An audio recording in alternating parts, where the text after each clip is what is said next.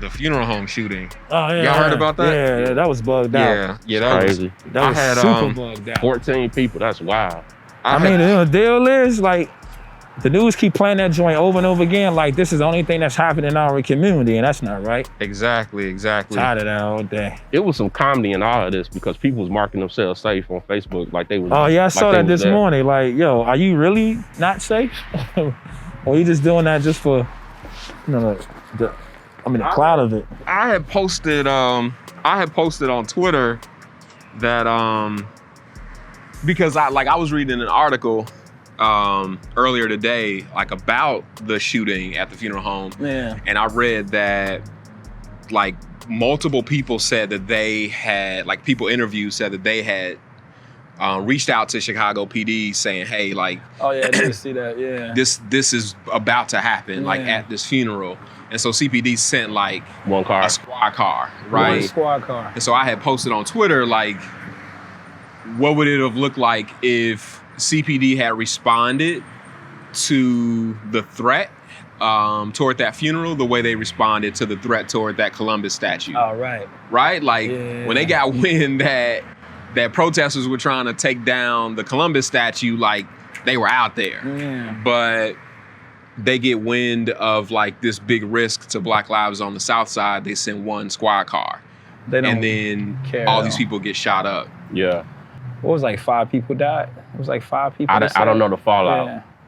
I don't know the but fallout. it's still like crazy because the reality is they don't care about our community, and they keep showing it like over and over again that they just don't care. What do y'all think was contributing to the recent surge in gun violence since the George Floyd fallout and the protests and looting that came from that? So man, like I feel like it's all interconnected, right? I think COVID-19, civil rights movement, civil unrest, increased gun violence in cities like Chicago. Like I feel like it's all all the stuff is connected to each other. And I'm interested in like the public health experts when they do the research, like really helping explain to us why we saw what we saw. Right. I think it is like a manifestation of Black rage, which is definitely a major thing I want to chat about. And just this manifestation of being unheard. I even thought about this earlier, was like, is violence toward Black people the only unchecked release valve that we have in our community, right? If we take out our rage against the corner store, right? And the corner store owner that has mistreated us in our community, police are there.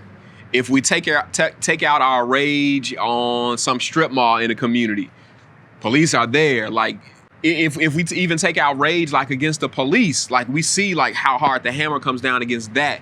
But when we take out our rage on each other, it ain't a whole lot that happens, right? Like, I don't know what the statistic is, but just thinking about like the number of unsolved murders in Chicago and like the percentage of murders that they actually like capture and convict somebody for is very low. So like you probably got like a 1 in 8 chance of getting caught if you're Black and you murder somebody Black, right? So if you take your rage out in that way, like you pretty much got a good chance of like being able to go sleep in your own bed that night and live your life on. I mean, but the biggest issue is that everyone is in survival mode in our communities for the most part, right? And so if you think about the people who don't have anything. True. Right? True.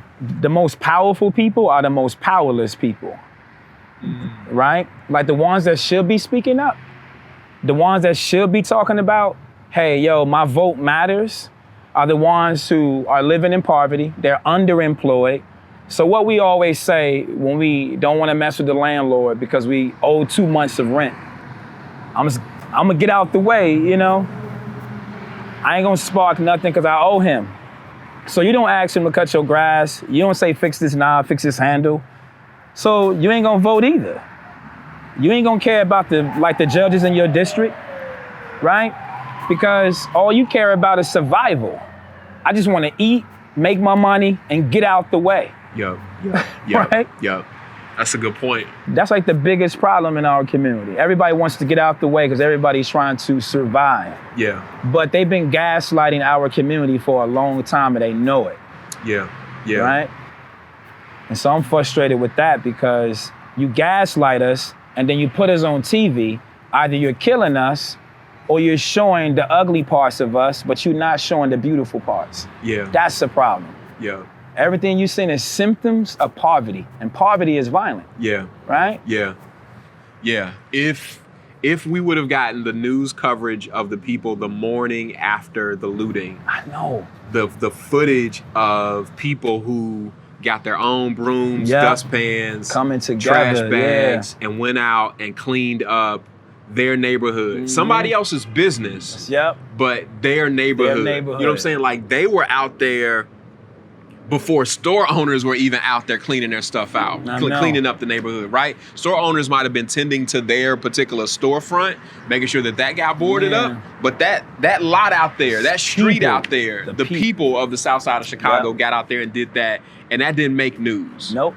I was thinking about that James Baldwin quote this morning where he says, I'm gonna paraphrase, but he says, to be black in America and somewhat conscious is to constantly be in a state of rage. Yeah. And so I've been thinking a lot about like black male rage and really like the audacity of rage, really. And potentially that's what we're seeing right now. Like that is what we've been seeing for the last 6 months or so. It's just the audacious rage coming out that black men and black people in general have.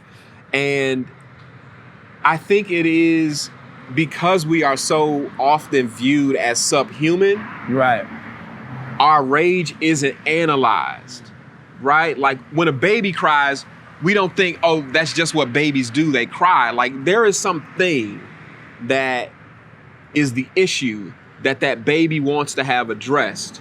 And not to talk about black men in an infantile way, but just using this as an example. Point, like if a person goes to the doctor and they are groaning, it is assumed that groan is attached to some misalignment, some dis-ease that is happening in their body, and we must find out what's the problem. When white people act out, right? The first thing we go to is like, what was going on in the home? The books. Like, Right. in what way did society contribute to this? Like, we don't just say, nah, like he was just a thug. He went in there and he shot all those little kids in the school. Like, we try to figure out what's the social implication. But when it comes to black men acting out, murdering each other, or murdering in general, or looting, or protesting, or all of the things that we would associate with rage, I don't feel like that question gets asked by our country. Certainly not the media. Like, what is wrong? What is the thing that needs to get fixed? Yeah. One of the issues is that this country has a problem or a hard time seeing black men as victims. And so we're always either the perpetrator or offender, but never the victim. Right, never the victim. And you see it play out in various narratives, even when it comes to domestic violence. If you look at intimate partner violence, if there's a newsreel about a woman being beaten by their significant other or husband, we empathize with that, kind of like automatically, as we should. But if you see a newsreel of a man being beat by his significant other, we mock it, we laugh it. Each and every week, me and a couple of my friends, we look at the amount of predatory women who get caught up having sex with their students. Like, those are not just one-offs. Tommy Curry, who wrote this book called The Man Now, it's a really important book I think all men should read. He talks about the sexual debut of black boys. So while young black girls are molested at a higher rate, black men have black boys have an earlier sexual debut. That's their first time having sex. So who is having sex with these boys? And I think what impedes and hinders us the reason why we can have this discussion because we can't see black men as victims. Right. And this country has spent countless energy to being sure that black men can be seen, as you said, in different tropes of being subhuman. Like you got the Mandingo black man, you got the brute. These are all black male stereotypes that is birthed out the Reconstruction, because after slavery is done away with, what they wanted to do was, how can I recast the image of somebody who was already subhuman in my mind once they're free? And they did it with things of, black men being hypersexual.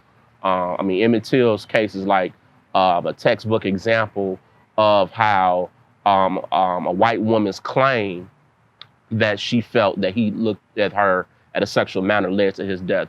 That's not a one-off. But to get to your point about rage, I think that rage is good. I think rage at its crux is a good thing, but we don't have the outlets to constructively express this rage. Yeah. Yeah. That's a dope segue, because like that's what I want to talk about. And of course, we're filming this conversation for CityPoint to close out our series on male empowerment called You Go Boy. And throughout the month, just trying to use the space to like just kind of gas up men and encourage brothers, right? And so I thought that we could use this last week as an opportunity to have a conversation about mental health and this subject of rage. And in thinking about it, like, all right, how do you talk biblically about rage? Like, I felt like the Holy Spirit led me to this incident with Jesus, right? Like, this is Jesus. He's in, this is Matthew talking about it, Matthew chapter 21. And it's that famous incident where Jesus goes into the temple. He gets into the temple courts, and there's something that happens that disturbs him deeply, right? Now, definitely, this isn't the first time that something has disturbed Jesus deeply, right? Like, he's confronting sin and like ridiculous people all the time. Like, we see that he is either confronting ridiculous people, trying to liberate people from sin, or he's like performing miracles. It's kind of some of the things that we see him doing. When he gets into this temple, like, we see him just totally unhinged, right? And what one could argue is rage. Right. So this is Matthew 21:12. It says, Jesus entered the temple and began to drive out all the people buying and selling animals for sacrifice. He knocked over the tables of the money changers and the chairs of those selling doves. He said to them, the scriptures declare, my temple will be called a house of prayer, but you have turned it into a den of thieves. Yeah. Right? Like, he's totally unhinged at this point. Like, Jesus, another gospel writer says that he like took a cord, used it as a whip, and he started like driving the animals out. Yeah. He's flipping over tables. The doves are like all over the place. The pigeons are all over the place. The money is all over the place. And in this situation, right, like, people are coming to Jerusalem to like celebrate these feasts and festivals from all over the place. And so, yeah, definitely it's a convenience for me not to have to bring a whole sacrifice with me, right? Right. So do I really got to travel 100 miles with a whole goat with me versus just being able to bring some cash and I can buy a goat when I get there? So it makes sense for this stuff to be for sale there. It also makes sense, right? Like, if people want to like contribute to the temple, like for there to be somebody to exchange the currency. But as we know in our community, like, the currency exchange ain't just the currency exchange, right? Like, it is it's a space of exploitation. Yeah. And that's what's going on here. Like, they're exploiting people with regards to exchanging money. And that's his biggest issue. That's his biggest issue right there. It's the exploitation. Yeah. And the very place that they're doing it is in the court of the Gentiles. Which is supposed to be the place where the people far from God are able to like investigate God. Yeah. And so I feel like I see a couple things, like, in thinking about the reason why Jesus does this.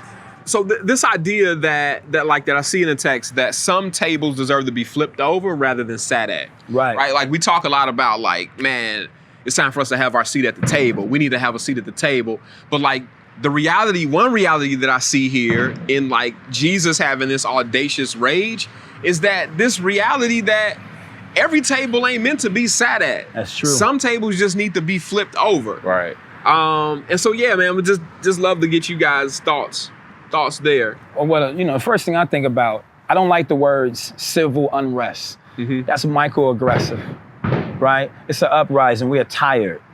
You can't continue to treat us the way we've been treated forever and expect for us to just be okay with that.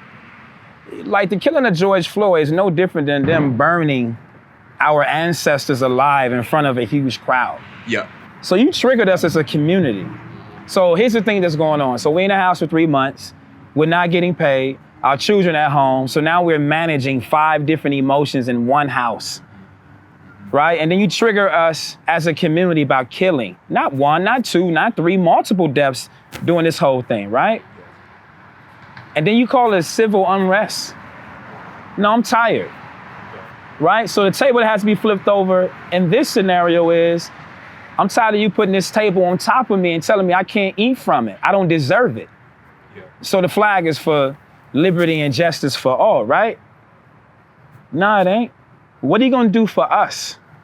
So I'm telling you, what are you gonna do for us? Because the time is over for you to continue to gaslight us, continue to trigger our community and treat us like anything, and then tell me I can't come to the table? Well, I'll flip that table over. But we have to stand proudly and create our own table. Yeah. Not because we're anti-white or anti-anything else, but we care about who we are. Yeah. So if you don't do for our community, we have to do for our own, right? And so that's how I see that whole thing. Yeah. Yeah, man, I think, I mean, Jesus has biblical precedence to do what he did. That community has an entire section of the book of Psalms called Psalms of Lament, where it's placed there just for rage. I forget which Psalm it is. Y'all can Google it when you get a chance, but the writer says he's expressing his rage and his disappointment in God for not delivering him from his enemies, and he asked God to bash the heads of the newborns from his enemies against a rock. Bash the head, that's graphic, right? That's heavy, yeah. But don't just get caught up in the contents. What would prompt somebody to imagine something like that from his enemies? That's fair. Yeah. And what the writer does is that he takes it to God in petition and plea, and which tells us now I have the license. I don't have to have my words together. God is bigger than the way I order my words and enunciate. I don't have to say a pretty prayer. Where I can come to God with some rage and let him know how I feel about certain things or whatever. And so the book of Psalms, you have these Psalms of Lament where it's expressing their rage, it's communal rage, because you have to remember this is a people living in exile. They have no home right now. Yeah. And so Jesus and his Jewish Jewish customs, each morning they would read a psalm. And so I'm pretty sure some days he read those Psalms of Lament and probably saw the ravaging and plundering of his community under Roman oppression in those Psalms of Lament. And it's right there. You don't get more of a license than it being in the Bible for you to express that side of your pain. And so I like it. My favorite verse right now, it's in Habakkuk chapter 1. And he basically, he says, God, your justice is a joke. I like how the Message translations put it. He says, all I see is murder, violence from the police. This is in the Message translation. And you have done nothing about it. We've done everything you asked us, and you're silent on that. And unlike Job, when Job talks about God, God shuts Job up and he doesn't say anything. But God responds to Habakkuk and he says, hey man, this is because you guys have strayed away from me, I'm gonna send your enemies, the Babylonians, to correct y'all. But I like Habakkuk because he don't just take that. He's like, you gonna send my enemies? You gonna send somebody who does not even care about you, let alone care about me, to correct me? Is it really that serious?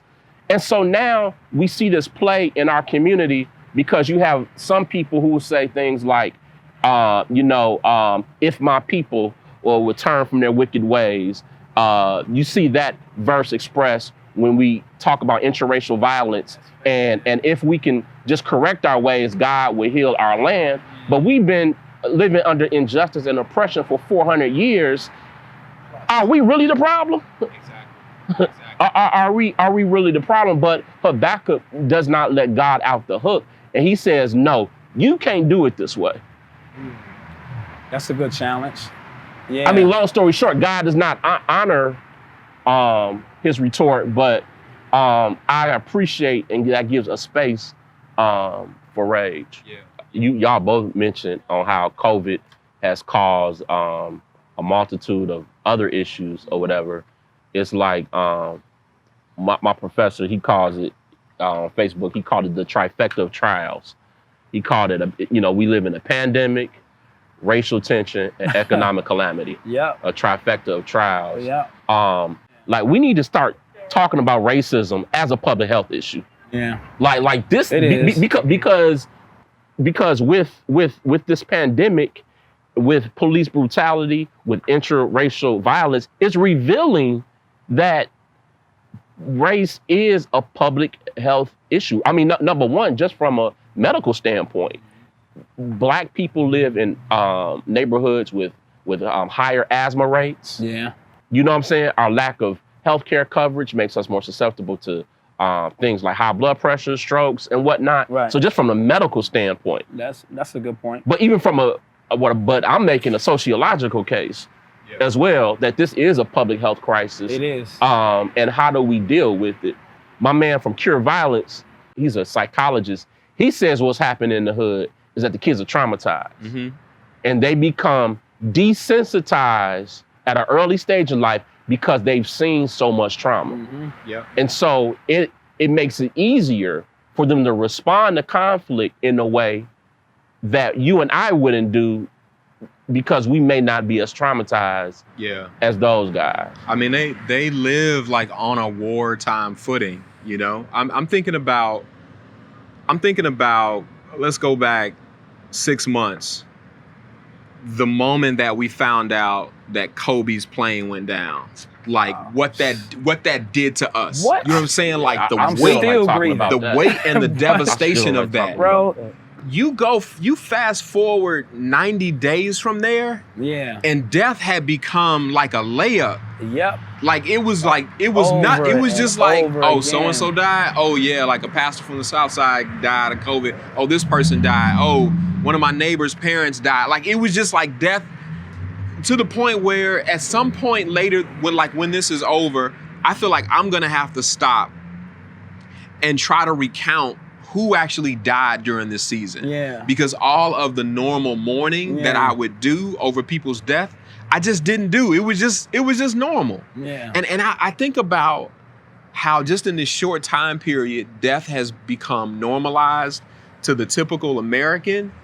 I think about the fact that so many kids, so many Black kids, so many Latino kids that live in certain neighborhoods, like in Chicago, that's been their existence since they got here, this normalization of death.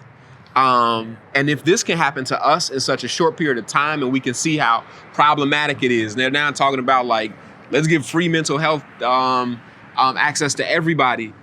We have to think in these terms with the kids as well. I want to segue us too into this second point.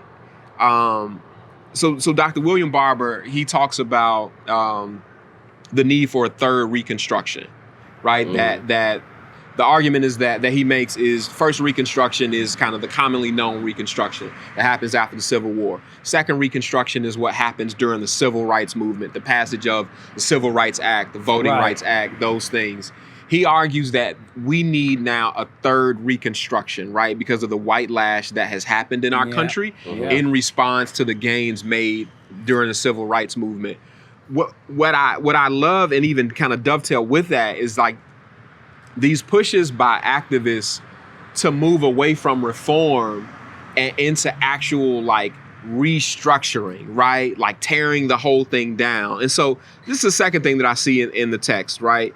That some things deserve rejection rather than reform, right? We're thinking about Jesus, for instance, what he does, like when he sees these tables, when he sees this situation going on, like his stance isn't, how do I negotiate with these money changers, with these people who are exploiting? How do I tell them to tone it down, to shift their practices? Like Jesus is like, this is dirty, this is corrupt, this stands in the way of actual religious progress. Right. Like what he decides to do is like reject it rather than trying to reform it. And I think that so speaks to like the outcry of the rage of so many black men is like, dude, like what we want is not a tweak to policing, right? Like we don't want like, maybe we can give police's bonuses if they don't bash in black men's heads, right? We can give them incentives to do their job justly. What we want are not marginal things like that. Like we want real, actual radical shift rather than simply trying to reform something that has been corrupt from the core, from the beginning. Right. I mean, I think when you think about the beautification process, right? You go into a neighborhood and you put a garden down, or you see defaced property and then you clean it off and you paint it, right? Or if it's being gentrified, then they're reconstructing the entire community. Where it was an empty lot, there's a new Whole Foods or whatever, right? They're rebuilding the structures or putting up new properties, right? But what about people? You have to beautify people. What's happening in our community? Poverty erodes dignity. So what happens in that regard? Well, I don't have esteem because you don't esteem me. I don't affirm myself because how could I? All you ever gave me was crap. And you don't affirm me, so I don't feel affirmed. Right? So now my values are messed up and my identity, it doesn't exist. I don't know who I am. You snatched me from my homeland. You talked about home earlier. We don't have a place where we can call home. So I don't really care about this community, which is why I can tear down what's not loving me anyway. I walk into a gas station to grab ice before a market so we can sell product, right? And the guy never looks at me. He never looks at me. But he tell me the price. You not from here. I was born here. But they gave you a tax break and an opportunity free of charge to build a business in our community. And you can't look at me? That's not right, yo. So if you want to really empower me, you have to give me some tools. Because when you look at real support, so we can reconstruct, support means that you're gonna either bear a portion of the weight or all the weight. Hold me up. Secondary to financially assist me or to give me the materials. If you don't do that, you ain't trying to empower me. Legit. Man, I'm amazed at how quickly so this conversation about reparations has been going on for a long time. And so much clapback has been about like, just where's the money gonna come from? And I'm just amazed at how much money was created and was doled out. I know. To supposedly get us through a few months of COVID. I'm talking about unprecedented, right? They writing direct checks from the Treasury. To corporations, like $1 million for you, $5 million for you, $25 million for you, $75 million for you. Oh, here goes a $1,200 check for you and your family back in April. Good luck. I hope y'all can make it from there. So I'm interested in a real conversation about reparations because a big place that it all needs to start in terms of repairing the breach in this country is in repairing the economic breach, right? This wealth gap between black and white folks in this country. Because you mentioned earlier, right, about us building our own. The reality is like you need the tools to do those things, right? And to do them well.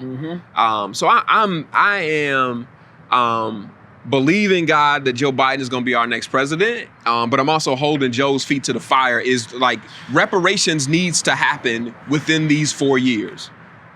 I think the latest number was like, what is some like $80,000 per person is about what that comes out to. So there's 3 of us in my house. So run me my 240. Run me my 240. And that 240 does not mean we're even.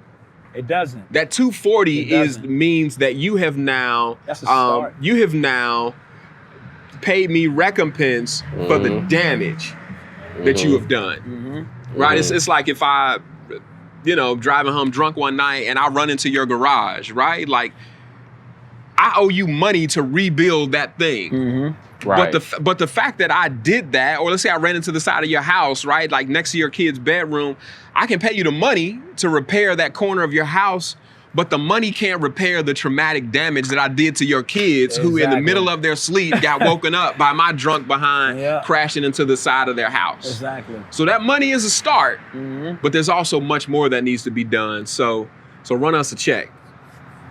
So the thing about it, we have to be mindful because they will continue to win if we don't educate our people about how to deal with that money, how to handle that money, right?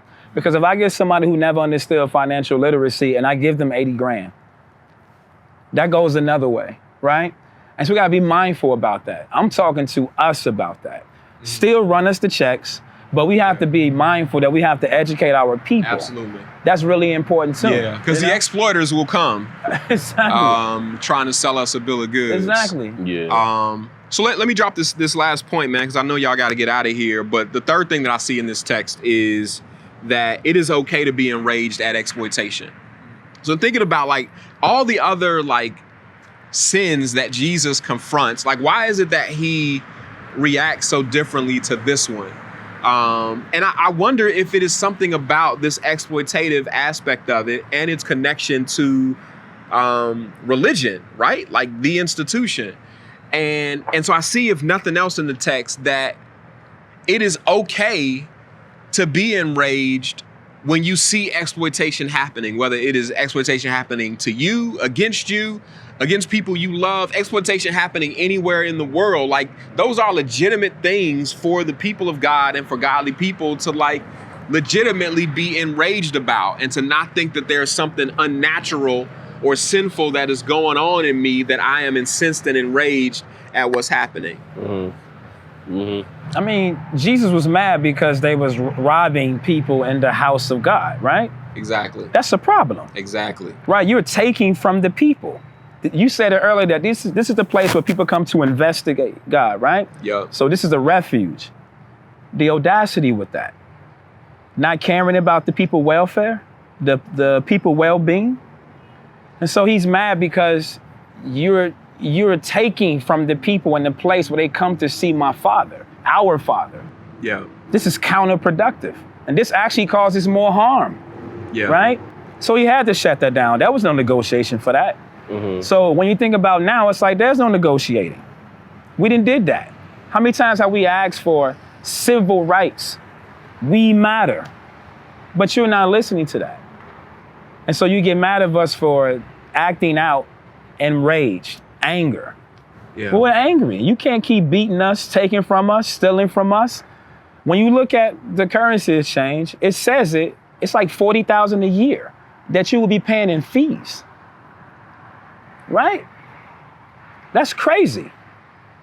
So what else are you taking from us in the community? When the milk at a grocery store that you can't drive to because you have no car may cost $2, $3, but the guy on the corner charges you $5. You're robbing us because it's convenient for us. Yeah. So now it has become a convenient thing to take from us. Yeah. Because when you're poor, you do everything from a poor mindset, and your window of vision is very slim. Yeah. And they know that. Yeah. So Jesus was mad about taking advantage of the people.